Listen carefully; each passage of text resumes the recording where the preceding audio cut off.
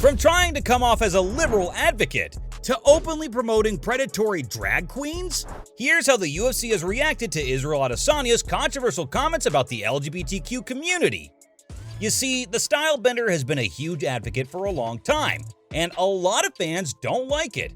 His flamboyant nature and how he cracks gay jokes have crossed the line too many times.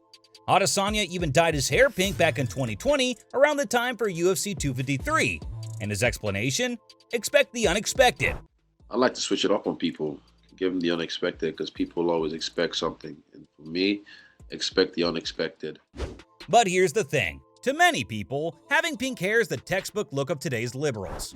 And this made the fighter an even bigger target for jokes than he hoped to be. In almost every interview of his, you'll find fans commenting on his sexuality, and calling him names that aren't really meant for all age audiences, you know? Now, what are some specific things he said or done that really ticked people off? Well, let's see. In a recent Instagram Q&A, he called out insecure men by tooting his own horn. The middleweight champion posted a question sticker on his Insta story, telling fans to ask him anything that isn't fight-related.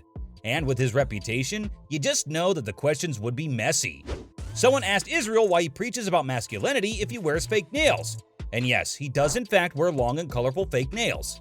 Adesanya explained that he just loves wearing stuff like that on his nails, which is generally seen as a very feminine thing to do.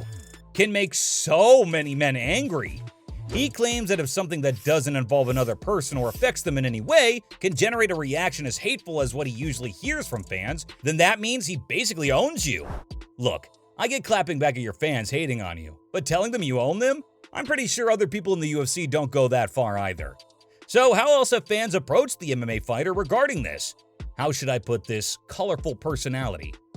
They have asked Israel if he's gay in multiple interviews, and the responses are all over the place every time. During UFC 281, the 33-year-old was asked what he was most proud of that no one else knows about, given all the accomplishments he's achieved in his career. To anyone, this sounds like an innocent and straightforward question about what Adesanya takes pride in about himself.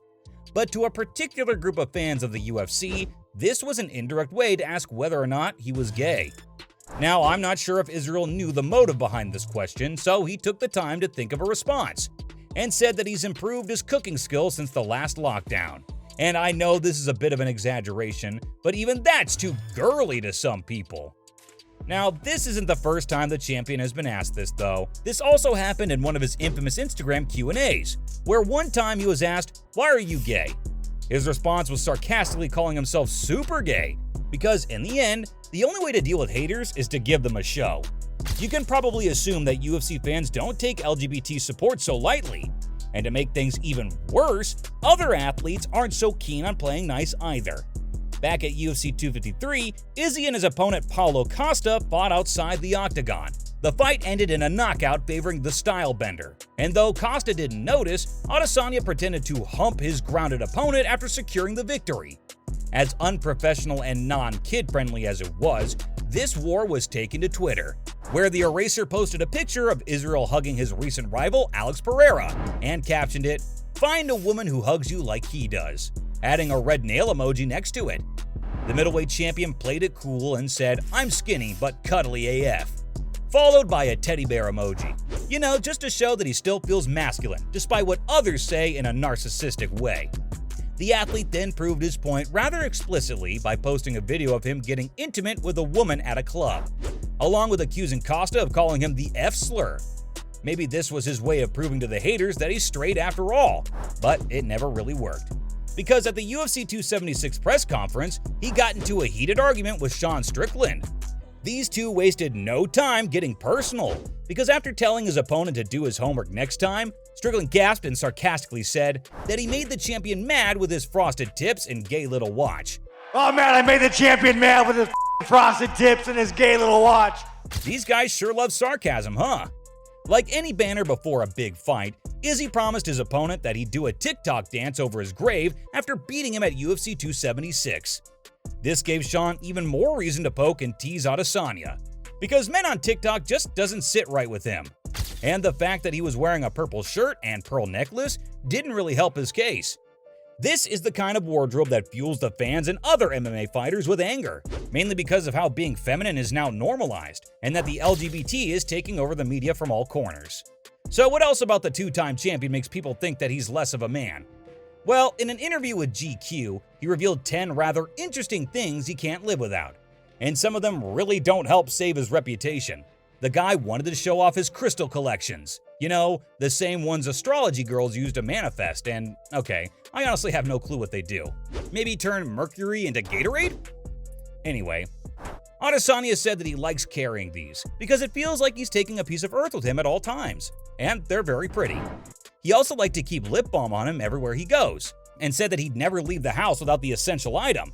Turns out Israel doesn't like living with chapped lips that look like, and I quote, the dry ground of a desert. The cracked floors of a desert. Oh, he's never beating those fruity allegations, is he? I'm pretty sure some people will think he puts lipstick on in his free time too, huh? At the beginning of the interview, he also revealed that he can't go anywhere without his red Puma slides. And speaking of, Adesanya was the first MMA fighter to land a sponsorship deal with the sporting brand.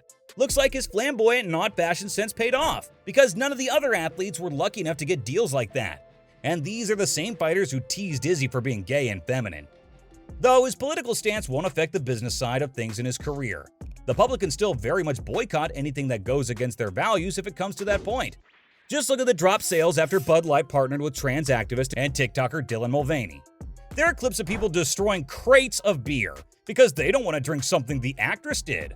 There haven't been any reports of people boycotting Puma after they announced their deal with Izzy back in 2020.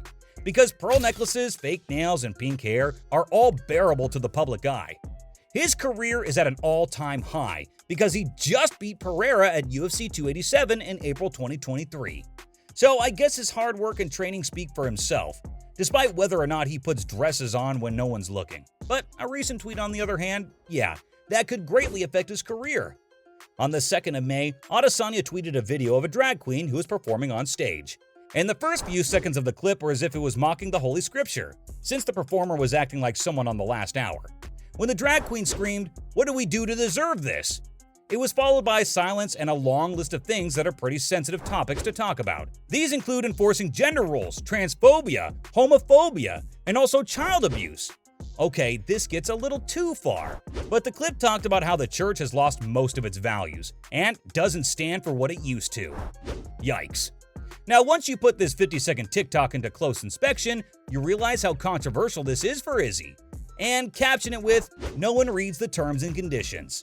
Now, this may sound cryptic and two-sided, but with how he's advocated for this community throughout his career and always normalized femininity, you just know he's agreeing with what the video says. This is even more problematic because drag queens are under fire for promoting child abuse and being a bad influence on children. The replies to the tweet were full of fans making fun of the person in the video, along with calling Israel a petty champ, and having to unfollow the athlete from all platforms because of the tweet. His future seems to be intact, but his follower count will definitely hit rock bottom in no time. Because from promoting drag queens to trying to look like a liberal, this was how the UFC reacted to Israel Adesanya's controversial comments about the LGBTQ community.